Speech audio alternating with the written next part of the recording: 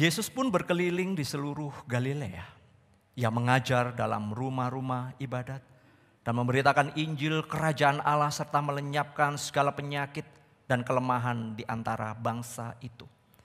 Maka tersiarlah berita tentang dia di seluruh Syria dan dibawa kepadanya semua orang yang buruk keadaannya, yang menderita berbagai penyakit dan sengsara, yang kerasukan, yang sakit ayan, dan yang lumpuh, lalu Yesus menyembuhkan bersama-sama. Maka orang banyak berbondong-bondong mengikuti dia.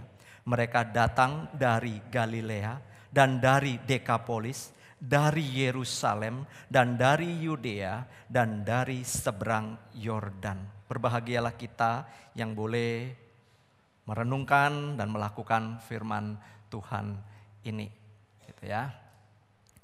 Oke, saya next dulu ya. Nah, saya punya satu gambar Bapak Ibu.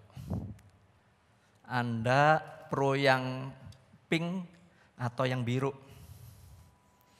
Silahkan, Anda yang pro yang mana? 6 or 9? Saudara-saudara, kesalahpahaman adalah satu kejadian atau satu peristiwa yang tentu kita pernah mengalami. Namanya salah paham ya. Kesalahpahaman itu terjadi tatkala kita memahami sesuatu itu dengan kurang tepat, kurang pas, atau keliru terhadap sebuah fakta atau kenyataan yang sebenarnya. Jadi kadang-kadang akibat salah paham itu saudara memberi dampak buruk khususnya di dalam relasi kita. Sekali lagi kalau kita di rumah salah paham, mengatakan sesuatu, mendengar sesuatu, melihat sesuatu, biasanya relasinya langsung jadi buruk, biasanya langsung ngegas, biasanya langsung matanya agak melotot, nadanya tinggi gitu ya.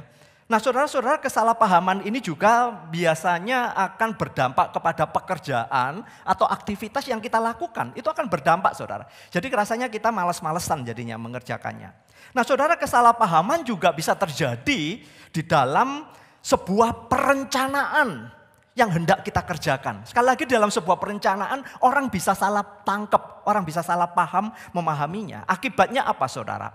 Akibatnya saudara gak ada kesamaan di dalam mencapai sebuah tujuan. Perencanaan itu akan menjadi bias karena masing-masing orang itu berpikir masing-masing. Dijelaskan begini tapi cara tangkapnya berbeda. Saudara, saya memahami saudara sebagai seorang pimpinan yang punya banyak karyawan. Ketika saudara ngomong A, belum tentu anak buah kita, pegawai kita, nangkepnya A. Bisa saja dia nangkepnya B. Saya pernah punya banyak pengalaman saudara menyuruh seseorang untuk membelikan ini dengan detail. Tapi dia mengatakan, aku tahu, beres. Tapi begitu dia datang, barang yang dibawa nggak sama saudara. Nggak sama, padahal dia, loh tadi taunya ngerti. Tahu. Tapi kok barangnya ini? Tapi di sana saya lupa Pak. Nah, saudara ini yang sering terjadi bukan? Bahkan kemudian bukan saja bias gak maksimal, celakanya. Pada waktu kita mencoba untuk mengevaluasi apa yang terjadi. Ternyata bukan solusi loh saudara. Bukan solusi yang dipikirkan, tetapi yang terjadi adalah sikap untuk saling menyalahkan. Coba lihat, terjadi salah paham, biasanya kalau dievaluasi saling menyalahkan. Gak pernah memikirkan sebuah yang namanya solusi. Saudara, saya mau memakai bagian ini adalah untuk menggambarkan sudut pandang kita terhadap Injil Tuhan. Sudut pandang kita terhadap Injil Tuhan itu akan berpengaruh terhadap apa yang akan kita kerjakan. Maksud saya begini, ketika saudara memandang Alkitab ini sebagai apa? Saudara memandang Yesus itu sebagai siapa? Saudara memandang anugerah keselamatan yang saudara terima itu sebagai apa? Saudara memahami anugerah itu sebagai bagian hidup Anda yang seberapa? Saudara, seberapa yang Anda pahami itulah yang akan saudara hidupi. Apa yang saudara pahami itulah yang akan saudara lakukan. Maka saudara, saya mengatakan kesalahpahaman seseorang di dalam memahami Injil itu akan berdampak di dalam kehidupan dan perbuatannya. Misalnya, ketika saudara memandang firman Tuhan hanya sebatas tulisan-tulisan biasa. Memandang Yesus Kristus hanya sebagai seorang yang baik saja, hanya memandang Kristen sebagai sebuah agama, maka kehidupan saudara nggak akan pernah berubah. Dari sejak dulu saudara jadi orang Kristen, sampai sekarang jadi orang Kristen, menketo-keto dogen. Sing ada apa? Ya cuma begitu-begitu aja saudara. Kehidupan Anda akan flat, bahkan kemudian cenderung turun, nge-flat lagi, turun. Saudara, nggak ada sebuah passion, nggak ada sebuah antusias, nggak ada sebuah greget di dalam kehidupan kita. Alkitab itu menunjukkan kepada kita, saudara, bagaimana pelayanan Yesus yang dia kerjakan itu adalah holistik. Karena tema kita ini adalah saudara memahami pelayanan Yesus yang holistik supaya kita nggak salah paham. Supaya kita nggak salah ngerti tentang pelayanan yang dilakukan oleh Yesus. Yesus memberikan pelayanan yang utuh. Pelayanan Yesus itu tuntas. Yaitu apa? Berhubungan dengan kebutuhan dasar manusia. Kebutuhan dasar manusia yang paling utama adalah keselamatan. Sebab manusia adalah berdosa. Tetapi juga Yesus bukan hanya berbicara tentang keselamatan. Tapi Yesus juga memberikan apa yang sedang dibutuhkan orang-orang pada waktu itu yang datang kepadanya. Yaitu berhubungan dengan apa? Ya makanan. Ya kemudian ketika mereka mungkin merasa sakit. Ataupun juga merasa mereka tersisih dan lain sebagainya. Saudara-saudara, Tuhan Yesus memberikan contoh kepada para murid-muridnya dengan pelayanan yang baru kita baca ini. Hanya untuk menunjukkan, memberikan contoh kepada para muridnya supaya mereka juga melakukan hal yang sama berikutnya. Kenapa? Karena Yesus mengetahui apa yang ada di dalam benak para muridnya, termasuk juga apa yang ada di dalam benak orang-orang yang mengikut dia. Saudara membaca dalam bagian ini banyak orang berbondong-bondong ketika mereka melihat mukjizat yang dilakukan oleh Yesus. Ketika mereka disembuhkan, ketika yang kerasukan setan juga dipulihkan, banyak orang berbondong-bondong. Yesus tahu bahwa sesungguhnya para murid tidak ngerti dan terjadi kesalahpahaman. Inilah yang kemudian Yesus mau benarkan kepada mereka. Yesus selalu mendampingi para muridnya ketika pemikiran mereka salah, mereka dibenerin. Ketika mereka lemah, mereka dikuatkan. Ketika mereka kehilangan arah, Yesus tarik kembali untuk berjalan di dalam jalannya. Ini yang dilakukan oleh Yesus. Dan saudara saya dan saudara mengalami hal yang sama sesungguhnya. Ketika kita bimbang, kita dikuatkan. Ketika saudara dalam pergumulan berat sampai stres, saudara mendapatkan jawaban. Nggak tahu kapan waktunya, tetapi saudara sudah merasakan itu semua. Ketika ada banyak masalah-masalah yang terjadi di dalam kehidupan saudara, Tuhan memberikan konfirmasi kepada saudara. Bahkan ketika saudara mulai lemah, saudara mulai merasa ragu dengan iman saudara, Yesus hadir memberikan jawaban kepada saudara. Saudara-saudaraku yang dikasihi oleh Tuhan, berulang kali Yesus menyatakan kepada murid-muridnya supaya mereka melihat apa yang mereka kerjakan. Itu adalah untuk kemuliaan Bapa. Karena Yesus datang ke dalam dunia adalah untuk mengerjakan dan menuntaskan misi yang datang dari Bapanya. Tidak ada yang lain. Yesus datang ketika memberikan kesembuhan, pelayanan seperti yang kita baca tadi. Hanya satu, supaya misi Bapanya itu dikenal. Supaya misi Bapanya itu saudara diperhatikan. Dan banyak orang kemudian mengaku Yesus sebagai Tuhan, memuliakan Allah. Yang dilakukan Yesus, saudara, Yesus hanya memuliakan Bapanya melalui apa yang dikerjakan. Tidak ada yang lain, kata Tuhan Yesus, pekerjaanku hanyalah untuk menyenangkan daripada Bapa. Apa yang Yesus lakukan hanya seturut apa yang Bapa perintahkan. Maka saudara, apa yang Tuhan Yesus kerjakan benar-benar tuntas, sempurna, dan itu memuaskan hati Bapa. Pelayanan ini holistik, dalam arti apa holistik? Utuh. Menyeluruh, artinya memenuhi semua kehidupan di dalam sisi-sisi kehidupan manusia. Karena manusia itu ada kebutuhan fisik, ada kebutuhan mental, dan juga ada kebutuhan spiritual. Yesus melakukan itu semua. Yesus mengerjakan itu semua. Maka saudara, saya boleh mengatakan, pelayanan yang Yesus kerjakan memang utuh. Pelayanan itu holistik supaya saudara memahami. Ketika Yesus berkeliling seluruh Galilea, yang mengajar, lihat, ia mengajar dalam rumah ibadat. Setelah mengajar apa? Dia memberitakan Injil kerajaan Allah. Bukan hanya mengajar, bukan hanya memberitakan Injil kerajaan Allah. Yaitu dirinya sebagai Mesias, jalan keselamatan yang ditunjukkan, yang dinantikan. Tetapi Yesus juga memberikan jawaban, melenyapkan segala penyakit. Karena itu yang muncul pada waktu itu. Melenyapkan segala kelemahan mereka. Bahkan kemudian saudara lihat di dalam ayat berikutnya. Mereka berbondong-bondong, ayat 24. Banyak orang membawa Yesus karena keadaan mereka sangat buruk. Mereka sengsara, mereka kerasukan, mereka epilepsi, dikatakan sakit ayan. Mereka yang lumpuh. Saudara, persoalan pada waktu Yesus hidup.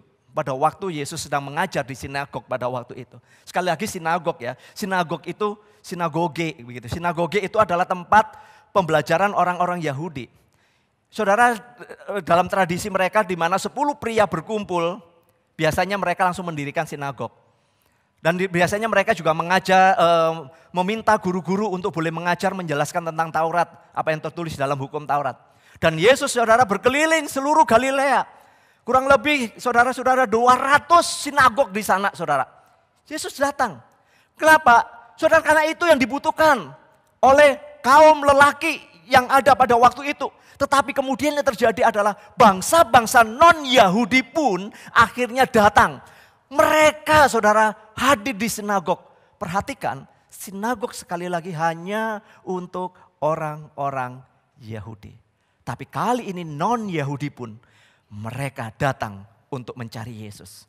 Apapun persoalan mereka, apapun segala motivasi yang salah daripada mereka, tapi mereka kemudian datang dan mencari Yesus. Untuk itulah Yesus kemudian menjelaskan supaya mereka tidak salah paham.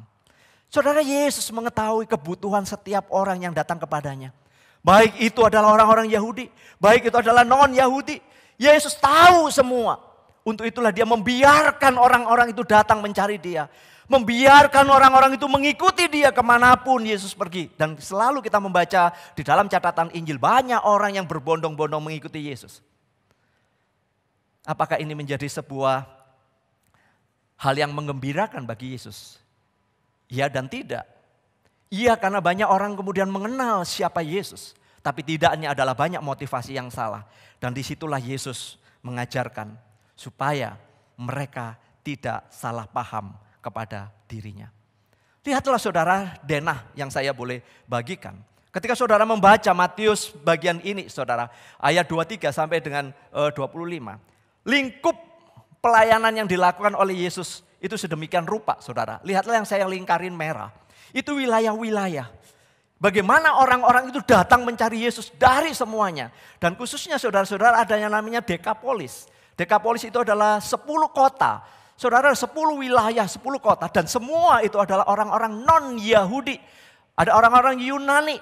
Dan di sana saudara-saudara mereka datang untuk mencari Yesus. Mereka datang loh untuk mencari Yesus. Apa yang terjadi pada waktu itu? Mereka mengagumi Yesus dengan berbagai versi, dengan berbagai latar belakang. Tapi inilah kenyataannya. Sehingga kalau saudara membaca di dalam Injil Yohanes 20, bagian yang terakhir dari tulisan Injil Yohanes mengatakan, semua itu dituliskan kepada kamu supaya kamu menjadi percaya bahwa Yesus adalah Mesias, Anak Allah. Saudara, semua yang terjadi ini supaya orang mengenal dan tahu siapa Yesus yang sesungguhnya. Nah, ini akan berbeda dengan kita. Berbeda. Saudara, sebagai seorang Kristen makin lama ingin dikenal apanya?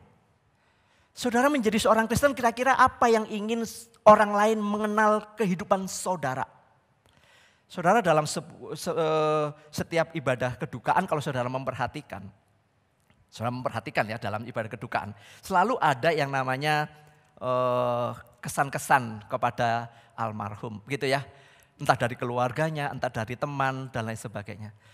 Saudara, setiap orang punya persepsi terhadap orang lain. Nah, sekarang saya ingin tanya kepada saudara. Setelah sekian lama Anda menjadi seorang Kristen, kira-kira apa yang ingin orang lain kenal dari Anda?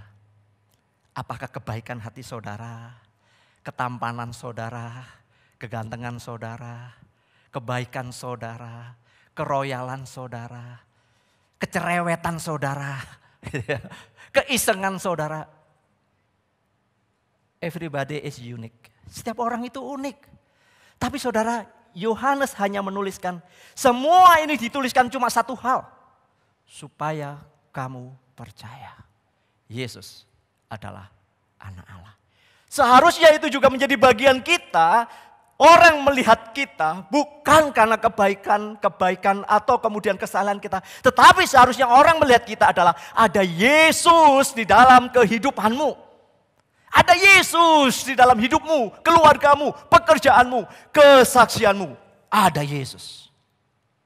Saudara-saudara, ini yang sulit. Yesus mengetahui itu. Banyak orang salah kaprah kepada dirinya, salah paham kepada dirinya. Yesus memanggil para murid-muridnya adalah untuk mengerjakan pelayanan yang utuh dan menyeluruh. Yesus memanggil mereka bukan untuk mengerjakan supaya mereka tenar. Siapa yang gak suka kalau diviralkan? Sekarang ini sedikit-sedikit viral ya saudara ya. Begitu viral biasanya langsung heboh dan kemudian ada tindakan. Saudara-saudara, kita gak nyangka kemajuan teknologi ini malah membukakan dan menyingkapkan hal-hal yang buruk yang selama ini kita juga nggak pernah tahu disimpan oleh orang. Begitu kena viral, saudara-saudara bubar semuanya, betul ya? Bubar semuanya, nggak peduli saudara siapapun. Begitu sudah menjadi viral dan viralnya itu buruk negatif, habis loh, habis saudara. Nggak peduli pangkatmu, uangmu, semuanya akan hancur. Saudara, Yesus viral pada waktu itu bukan karena keburukannya. Yesus mengerjakan sebuah pelayanan yang utuh dan menyeluruh yang membuat orang menjadi takjub dan mengatakan, ini dia mengajar tidak seperti ahli-ahli Taurat dan orang Farisi. Itu yang mereka katakan. Mereka mengikuti Yesus karena ini yang berbeda. Karena dia sedang berbicara tentang kerajaan Allah. Dia sedang berbicara tentang apa yang tertulis di dalam perjanjian lama. Dan dia adalah wujud nyatanya. Sehingga mereka mengatakan, aku percaya. Saudara-saudaraku, pelayanan holistik yang Yesus tunjukkan itu adalah misi yang berorientasi kepada pemenuhan kebutuhan dasar manusia. Tadi saya sudah menyinggungnya, kepenuhan dasar manusia adalah keselamatan karena semua manusia adalah berdosa. Tetapi juga Yesus tetap memperhatikan kebutuhan makanan. Kasus yang terjadi adalah ketika orang banyak berbondong-bondong mengikutinya, lalu kemudian hari sudah sore dan Yesus mengatakan kepada muridnya, kamu harus memberi mereka makan. Bagi saya ini adalah satu mission impossible. Bagaimana mungkin memberi makan segitu banyak orang? Kalau toh punya duit, saudara, punya uang, gak mungkin bisa membeli makanan sebanyak itu. Persoalannya adalah mereka juga punya duit, juga gak ada yang dagang. Hari sudah sore, siapa menyediakan makanan untuk orang banyak? Tapi Yesus mengatakan kamu harus memberi mereka makan, artinya Yesus akan bertindak ketika mereka melakukan sesuatu yang sederhana, yang simple. Karena disitulah kuasa Tuhan akan bekerja melalui tindakan yang sangat-sangat simpel. Ketika seorang anak memberikan hanya 5 roti dan 2 ikan. Disitulah terjadi mukjizat. Bukan hanya 5.000 orang, di bagian lain kita melihat 4.000 orang juga pernah mengalami hal yang sama. Peristiwa ini dicatat sedemikian rupa saudara. Yesus mengetahui kebutuhan dasar manusia. Bahkan kemudian saudara, kebutuhan apa lagi? Kebutuhan bukan saja kesehatan, kebutuhan pangan. Kebutuhan pakaian. Yesus mengatakan kalau kamu punya jubah, pakaian, mereka itu double kan jubah panjangnya. Berikan satu kepada saudaramu yang ketika mereka kedinginan. Saudara, bukan itu saja, tapi Yesus juga mengangkat harkat dan martabat seorang manusia. Kedapatan wanita yang sedang berzinah. Saudara, dibawa di hadapan Yesus dan semua orang mengatakan orang ini, wanita ini harus dilempari dengan batu. Lalu Yesus berkata, siapa di antara kamu yang tidak berdosa silakan melempar yang pertama. Dan tidak ada seorang pun yang melempar wanita yang berzina dan berdosa ini. Semua meninggalkan. Lalu Yesus mengatakan tidak ada yang melempar engkau, aku pun tidak melempar engkau. Pulanglah dan jangan berbuat dosa lagi. Yesus mengangkat satu harkat martabat. Wanita yang pada waktu itu sudah tidak memiliki nilai sama sekali. Begitu rendahnya harga dirinya. Tapi Yesus kemudian mengatakan pulang dan jangan berbuat dosa lagi. Diangkat harkat martabatnya. Saudara, siapa yang mau menghargai selain Yesus? Dan itulah yang dilakukan Yesus kepada saya dan saudara. Kalau saudara memahami anugerah, betul anugerah. Tapi saudara, coba pikirkan siapa diri kita yang sesungguhnya sampai Allah begitu mau mengasihi dan mati bagi kita. Ketika Yesus mengajarkan seperti ini, Murid-muridnya akhirnya mengerti. Setelah Yesus naik ke surga dan Yesus memberikan Roh Kudus, maka kita melihat catatan di dalam Kisah Para Rasul, murid-murid Yesus, gereja mula-mula mengerjakan pelayanan yang juga holistik seperti yang dilakukan oleh Yesus. Mereka melakukan persis seperti apa yang dilakukan oleh guru mereka.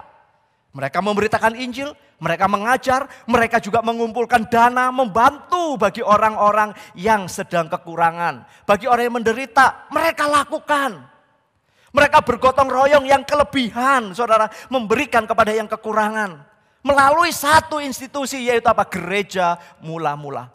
Jadi saudara, sesungguhnya gereja ini adalah tempat untuk kita itu bersama-sama menjadi satu bagian anggota tubuh Kristus.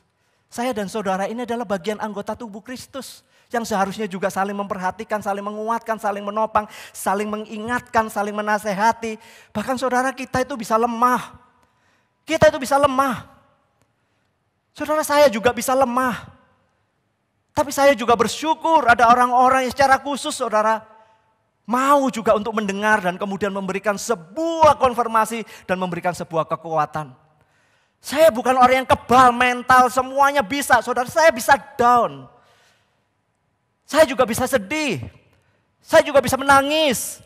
Saya juga bisa sakit. Saya juga bisa kecewa. Tapi saudara, ketika bagian-bagian ini terjadi, saya tahu ada orang lain yang juga bisa memberikan kekuatan. Karena inilah sebagai bagian dari anggota tubuh Kristus.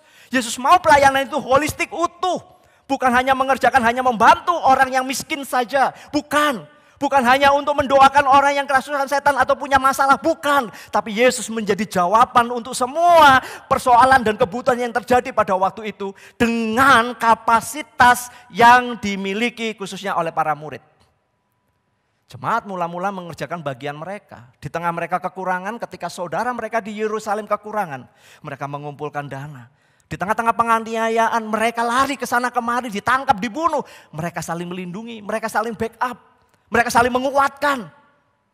Saudara memperhatikan yang kaya kemudian memberikan kepada sebagian hartanya. Untuk juga mereka yang sedang kekurangan karena mungkin usaha mereka sedang diobrak-abrik karena mereka menjadi pengikut Kristus. Saudara, itu yang terjadi. Gereja mula-mula menunjukkan teladan yang begitu indah. Karena apa? Mereka mengikuti teladan Yesus. Nah saudara-saudara, kembali saya mengingatkan bahwa memahami Injil dengan benar itu akan menuntun kita untuk bertindak dengan benar juga. Saudara, banyak orang yang bertindaknya baik, tapi belum tentu benar. Saudara, orang bisa memahami ini, memahami Yesus, memahami anugerah, tetapi kadang-kadang kelakuannya juga nggak sesuai dengan anugerah. Maaf ya saudara. Orang tahu hidup ini anugerah, keselamatan anugerah, meyakini kalau nanti mati dia masuk surga, tapi maaf hidupnya tidak seperti orang-orang yang mau masuk surga. Saya menuliskan dengan tegas orang yang memahami Injil dengan benar. Hidupnya akan dituntun dengan Injil dan orang itu akan bertindak sesuai dengan kebenaran Injil. Dan tidak ada yang bisa memisahkan dia. Karena apa? Ada kuasa Roh Kudus yang memateraikan. Orang mengatakan nggak bisa Pak. Betul, kita nggak akan bisa pernah melakukan yang benar. Benar, kita nggak pernah bisa melakukan sesuatu yang baik. Tetapi ingat, ada Roh Kudus yang memberi pertolongan kepada kita. Kemampuan untuk kita mengerti firman Tuhan ngomong apa, memahami kehendak Tuhan itu apa, rencana Tuhan itu apa. Dan saudara-saudara, dengan meyakini kebenaran ini bahwa setiap orang percaya yang sudah mengakui Yesus sebagai Tuhan dan juru selamat hidupnya, ada DNA di dalam hidupnya. DNA kebenaran ilahi itu dinyatakan kembali supaya saudara, saya, kita semua bisa memahami yang namanya kebenaran. Saudara memahami anugerah itu karena ada DNA, ada Roh Kudus sehingga kita tahu. Memahami tentang kasih karunia itu karena ada DNA, ada Roh Kudus. Saudara melakukan satu hal yang baik, menolong orang lain bukan karena saudara mau, tetapi ada Roh Kudus yang menolong saudara, memimpin saudara, menggerakkan saudara untuk menolong orang lain. Ketika saudara berdoa untuk orang lain, Roh Kudus yang mendorong saudara, saudara nggak bisa berdoa, tapi pada suatu waktu, pada satu titik tertentu, Anda harus berdoa untuk orang itu. Dan saudara bisa melakukannya, bukan karena saudara hebat. Saudara bisa berbagian untuk ke pembiayaan gereja, operasional gereja, pembangunan gereja. Semua dimungkinkan karena ada kuasa Roh Kudus yang menggerakkan saudara untuk bertindak. Ini holistik saudara, ini utuh. Dan itu terus menjadi bagian kita. Kepekaan itu hanya terjadi dan dimungkinkan kalau saya dan saudara dekat sama Tuhan. Saya pernah menyampaikan, kalau saudara dekat dengan pasangan saudara, ketika pasangan saudara ngomong nadanya agak tinggi dan agak nyelekit sedikit, saudara sudah paham apa arti perkataan itu, betul nggak? Kalau saudara bandel tetap ngomong, tetap membantah, berantem deh. Pasti berantem. Saya meyakini saudara ketika pasangan kita mulai nadanya agak naik sedikit, agak nyinyir sedikit, agak nyindir sedikit, saudara biasanya langsung teng dong. Ah, gue tenang aja dulu. Bener gak? Tapi kalau saudara gak peka, saudara labrak, saudara sikat semuanya, ya perang Bratayuda akan terjadi saudara. Saudara-saudaraku, setiap orang percaya bukan hanya punya DNA untuk melakukan kebenaran, karena itu sudah dititipkan. Tetapi juga melalui Roh Kudus itulah yang akan mendrive saudara. Saya menuliskan, what drive your life? Apa sih yang menggerakkan hidupmu saat ini? Saya pengen tanya, saudara renungkan, saudara datang ke tempat ini, duduk tempat ini, yang menggerakkan saudara ke sini siapa? Apa yang mendorong saudara untuk datang ibadah di GKA Sion Istana Regency di perumahan ini? Apa yang menggerakkan hari ini saudara? Macam-macam kan jawabannya? Macam-macam jawabannya. Tetapi saudara, sesungguhnya yang mendrive saudara adalah kasih karunia Tuhan. Sikap dan perilaku kehidupan kita itu ditentukan dan diarahkan oleh pemahaman kita akan kasih karunia Tuhan, oleh kebenaran Injil, sehingga kita itu dapat bertindak dengan baik dan benar.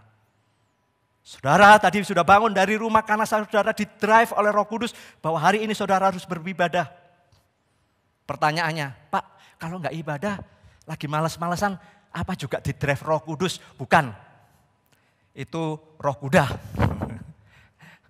Saudara melemahkan, seharusnya udah tahu. Saudara ketika mau membantu seseorang, tergerak untuk membantu seseorang, itu bukan karena sekedar saudara terpanggil karena dari dulu memang orang berbelas kasihan. No. Orang punya seabrek duit pun kalau dia nggak digerakkan dalam hati mau membantu, ya nggak bantu, betul nggak? Tapi kalau saudara nggak punya apa-apa pun, punya ngepres istilahnya ya. Orang Jawa bilang pres-presan. Tapi kalau Roh Kudus menggerakkan saudara untuk membantu, pasti saudara bantu. Betul nggak? Kenapa? Karena yang mendrive kita bukan diri kita. Tapi ada Allah. Inilah saudara satu paket yang indah. Ketika kita menerima anugerah keselamatan, kita diberikan satu kemampuan dan kuasa untuk melakukan seperti yang Tuhan lakukan. Masalahnya adalah karena kita sendiri yang tidak taat. Pastor Rick Warren mengatakan dalam bukunya The Purpose Driven Life, mengatakan bahwa sebelum Anda lahir kata pemazmur, engkau sudah menenun aku di dalam kandungan ibuku. Tuhan sudah merencanakan hidup Anda. Tuhan merindukan Anda untuk menemukan kehidupan yang Dia ciptakan untuk Anda jalani. Hari ini, ya di sini, di bumi ini. Dan juga untuk selamanya di dalam kekalan. Kita semua lahir bukan dari batu. Kita lahir bukan dari planet yang tidak tahu planet mana. Tiba-tiba jeblok. Enggak. Anda juga orang yang nyata bukan wong samar. Artinya apa? Saya dan saudara real nyata. Lahir ada di bumi ini. Hari ini ada ibadah duduk tempat ini. Pertanyaannya, apakah saudara menemukan kehidupan yang Tuhan ciptakan untuk kita? Mengapa Anda ada di tempat ini hari ini? Kenapa Anda harus bertemu dengan saya mendengarkan firman Tuhan hari ini? Saya meyakini satu hal, hidup ini bukan kebetulan. Tapi ada rencana Tuhan yang hendak dititipkan kepada saudara pagi ini. Saya selalu meyakini ketika saya mempersiapkan bagian ini. Saudara mengatakan, kapan Pak mempersiapkan? Saudara jauh sebelum firman Tuhan, hari ini jadwal saya. Saya sudah tahu dalam arti mempersiapkan, saya menggumulkan satu ayat apa yang Tuhan mau untuk saya boleh sampaikan. Lalu banyak tools yang harus saya baca supaya saya lebih mengerti Tuhan mau ngomong apa untuk firman Tuhan pada saat hari ini. Maka saudara, kalau saudara men-follow saya dalam Instagram saya, ada yang follow enggak ya? Saudara-saudara, saya menuliskan begini nih. Life is beautiful if you have the purpose of life. Hidup itu akan jadi indah kalau kamu tahu tentang tujuan hidupmu. Saya menuliskan itu karena saya merasakan hidup itu memang indah di dalam tujuan Allah. Saudara pernah menyaksikan, saya mendengar kesaksian saya dulu bukan orang percaya, bukan? Kenapa saya selalu mengatakan berapi-api ketika membicarakan tentang Yesus? Karena saya tahu only by grace, only Jesus, saya diselamatkan. Saudara, saya memahami arti karunia itu dengan sungguh-sungguh karena saya memahami siapa diri saya ini. Saudara, hidup itu indah. Kehidupan yang kita jalani ini harus sesuai dengan rancangan Allah atas hidup kita. Sekalipun kita sekarang sudah punya pasangan masing-masing, kita yang sudah menikah, kita dikarunia anak. Saudara, semua itu di dalam rancangan Allah atas kehidupan kita. Dan itu seharusnya beautiful. Tapi saya mau tanya, apakah pernikahanmu dengan pasanganmu adalah beautiful? Atau saudara tambahin depannya, base. Artinya jelek. Saudara, apakah di dalam kehidupan kita ini menemukan insight kebenaran seperti ini? Maka saudara, bagaimana dengan panggilan saya dan saudara di zaman ini? Kita hidup di era yang luar biasa. Era yang super canggih. Apakah semakin hari saudara semakin memahami firman Tuhan? Saudara memahami siapa Yesus di dalam kehidupan saya. Saya semakin memahami arti kasih karunia Tuhan. Saya semakin memahami ada panggilan khusus yang Tuhan boleh berikan. Saya memahami ada karunia yang Tuhan titipkan, ada talenta yang Tuhan sedang percayakan. Apakah saya memahami dengan benar? Ataukah sebaliknya saya nggak mau mikirin soal itu. Saya mau eksklusif dengan diri saya. Dan saya, yang penting saya baik, enggak ganggu orang lain, enggak suka ngerecoin orang lain, enough, cukup. Bukan itu. Saudara dipanggil masih ada di dalam dunia ini, saudara masih harus kerja, harus mencari rezeki, istilahnya atau mendapatkan pekerjaan. Saudara harus melakukan ini dan itu. Saudara, pada waktu kita percaya tidak langsung diangkat lalu kemudian hilang, bukan? Kita masih ada di dalam dunia ini. Apakah saudara memberikan dampak yang baik? Apakah kehadiran saudara menjadi berkat bagi orang lain, menumbuhkan orang lain, semakin orang itu cinta Tuhan? Atau jangan-jangan semakin lama kita menjadi seperti orang Farisi yang cenderung untuk menghakimi orang lain, merasa diri benar, bahkan kemudian menjadi batu sandungan bagi mereka yang hendak datang kepada Kristus. Saudara, saya dan saudara hidup di zaman ini bisa menjadi Farisi-Farisi modern. Enggak jadi berkat, malah menjadi hakim, menghalangi orang untuk bertumbuh, menghalangi orang untuk cinta Tuhan. Itu bisa kita lakukan tanpa kita sadari. Saudara, kita memahami secara global panggilan gereja itu memang ada 3, enggak ada yang lain. Dan ini semuanya harus klop. Enggak bisa hanya mengerjakan satu bagian kemudian melepaskan yang lain. Ini semua satu bagian. Gereja hanya melakukan 3 panggilan koinonia, yaitu persekutuan. Ibadah seperti ini, doa. Saudara bersama-sama, saya dan saudara ini koinonia. Tapi kita juga diakonia, karena apa? Di situ, di dalam perkumpulan kita, sesama anggota kita, ada teman kita yang kekurangan. Ada mereka yang sakit, ada mereka yang lemah. Saudara bisa membantu karena saudara kuat. Saudara yang lemah bukan merasa disisihkan, gak ada siapa-siapa. Tapi saudara bisa melihat ini bagian tubuh Kristus. Dengan konsep yang benar. Demikian juga saudara menyaksikan cinta kasih Tuhan kepada orang lain. Saudara, ini menjadi satu paket utuh, nggak bisa dipisah-pisah. Gereja harus mengerjakan bagian ini secara utuh. Nggak bisa di-split.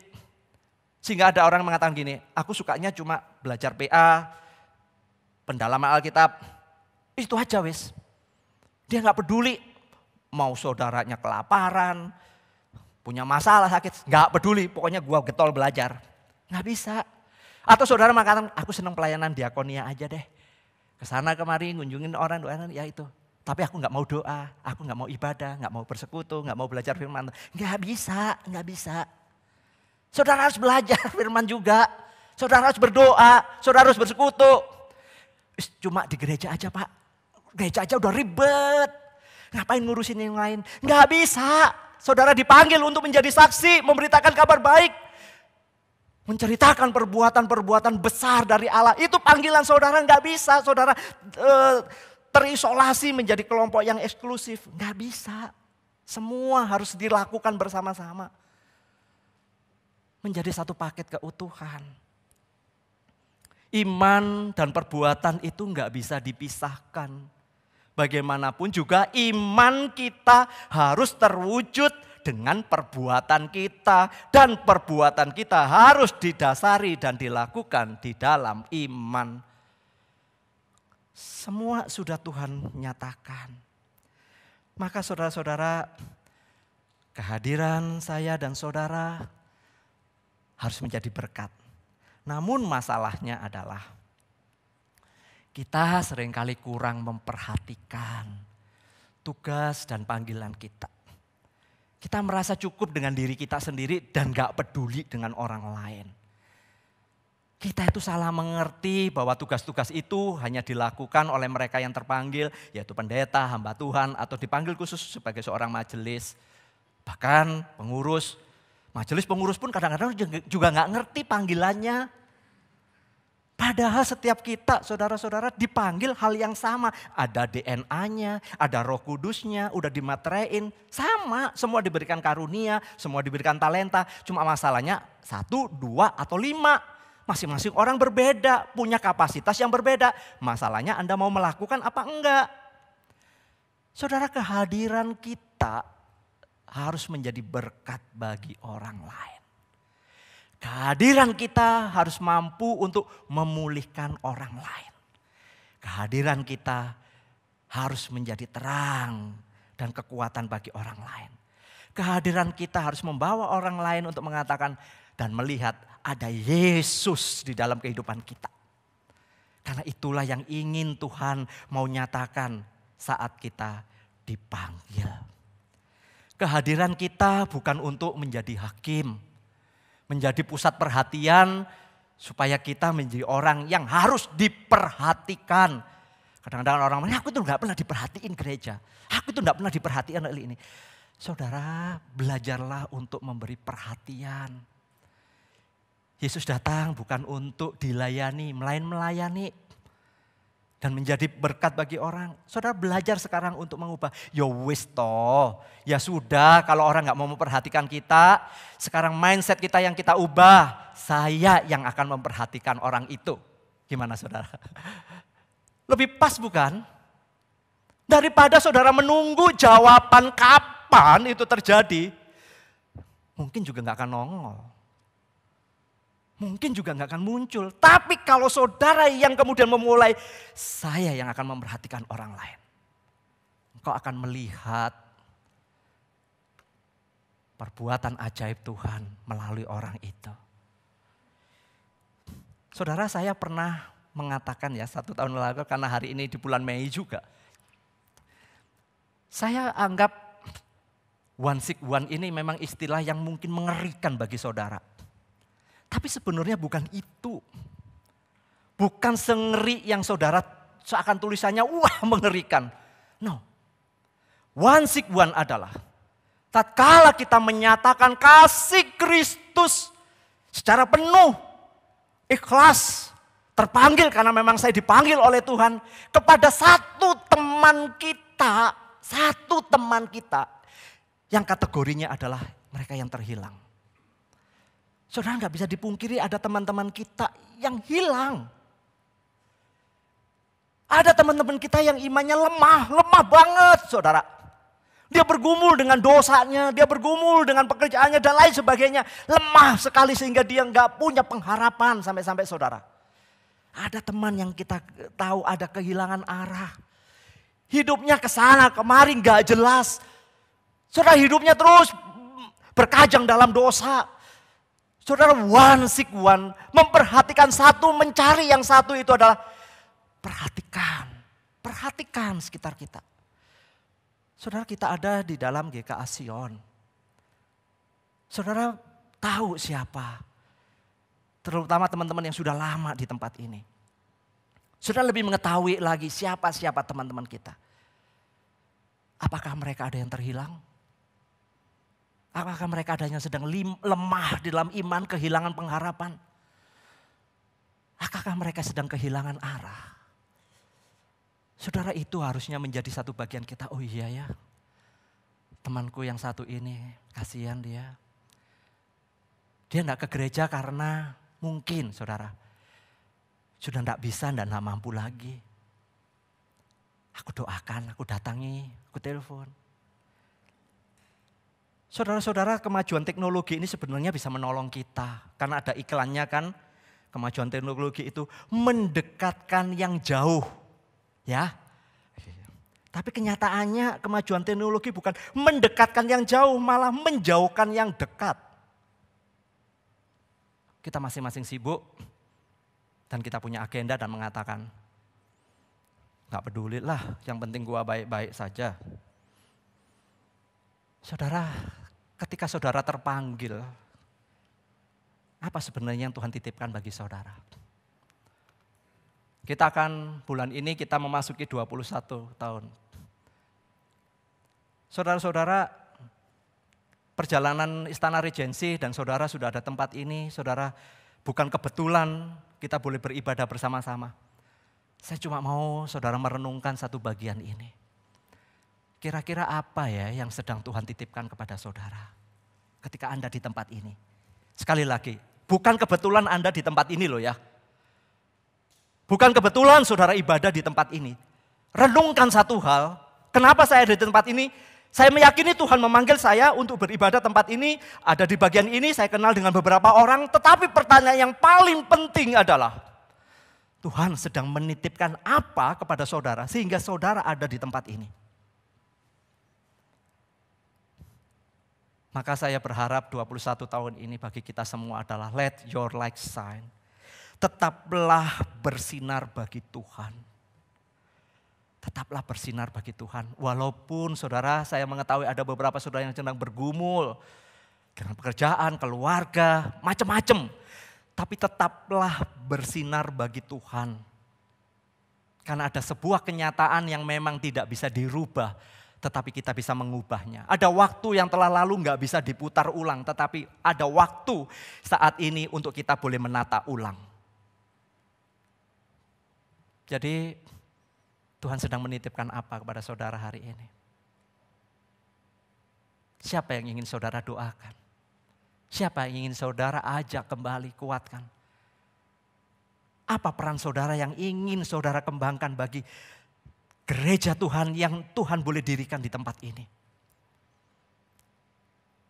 Pelayanan tidak bisa karena saudara ditarik, ayo. Nggak bisa. Kalau memang orang itu nggak mau ya sudahlah. Sering kalau orang jengkel dengan saya, Pak tarik lagi. Saya mengatakan panggilan, kalau dia nggak kepanggil jangan. Tapi juga jangan menjadi penghalang. Jangan pernah jadi penghalang. Tuhan sedang menitipkan sesuatu kepada saudara. Lakukan itu. Lakukan. Saya menutupnya dengan satu quote yang saya tuliskan. Kita dipanggil itu adalah untuk mendemonstrasikan kasih Allah kepada dunia. Kepada kita, dunia itu ya kita ini loh dunia kita. Saudara demonstrasikan kasih Allah, bukan kehebatan saya, kepandaian saya, kekayaan saya, kepiawaian saya di dalam belajar firman. Bukan itu, tetapi demonstrasikan kasih Allah. Apa yang saudara alami, demonstrasikan. Kita dipanggil adalah untuk menjadi berkat bagi orang lain, mentransformasi orang lain. Dan itu hanya dimungkinkan kalau saudara juga mentransformasi diri saudara. Selama saudara nggak mau untuk diubahkan, saudara akan sulit untuk mengubahkan orang lain. Mulailah perubahan dari diri sendiri. Karena endingnya bukan fokus kepada diri kita, tapi fokus kepada Kristus. Karena kita akan memuliakan Dia. Kiranya firman Tuhan ini meneguhkan setiap kita. Saya ada di tempat ini. Ada sesuatu yang Tuhan sedang titipkan bagi saya ada di tempat ini. Berdoalah, berdoalah. Supaya saudara bisa mengeksekusinya dengan baik. Kita responi dengan satu pujian.